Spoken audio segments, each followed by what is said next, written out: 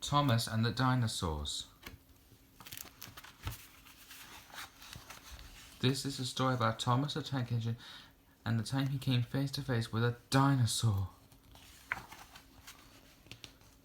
Thomas the Tank Engine likes to boast that he wasn't scared of anything. "Nothing scares me," he peeped to his coaches, Annie and Clarabelle. They just smiled. They were used to Thomas showing off. James was taking some passengers to the docks.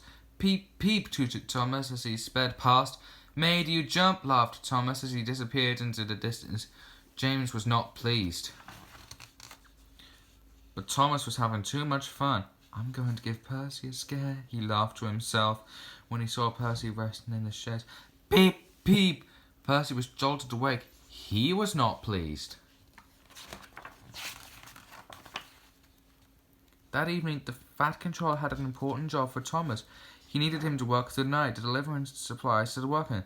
The sun had set and the stars came out. The shadows darkened. Thomas had never been out so late before. He'd never seen Sodor looking so dark before. As he arrived at the docks, he saw the huge shadow of Cranky the Crane looming over him.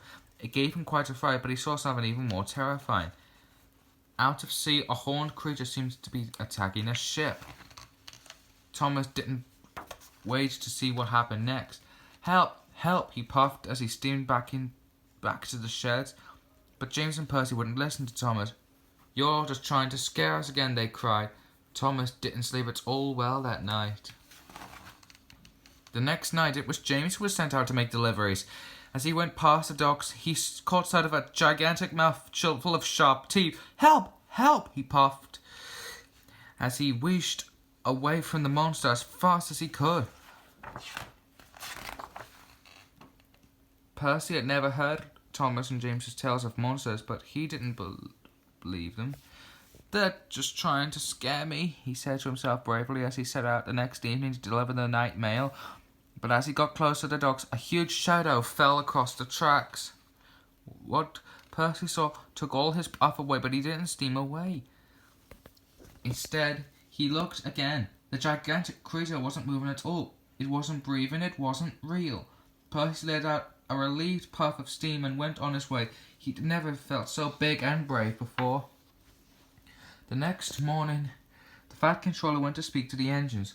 "I've heard some of you had a scare," he smiled. Thomas and James blushed from buffer to buffer. "The creatures you've seen in the night aren't anything to be scared of," he explained. "They're models for the new dinosaur park." The engines were excited to hear about the park. "Thomas, Percy and James, I'd like you to deliver the dinosaurs," announced the Fat Controller. "If you're not too scared, that is." The engines worked hard all day. First, the horned Triceratops, then the fierce Tyrannosaurus, then finally the long-tailed Diplodocus was delivered to the new home in the dinosaur park. The next day, the dinosaur park was open to the public. Thomas was put in charge of taking the very first visitors to see the dinosaurs. The children squealed and shouted with terrified delight. "There's nothing to be scared of," Thomas reassured them. Percy overheard Thomas and chuckled to himself. The end.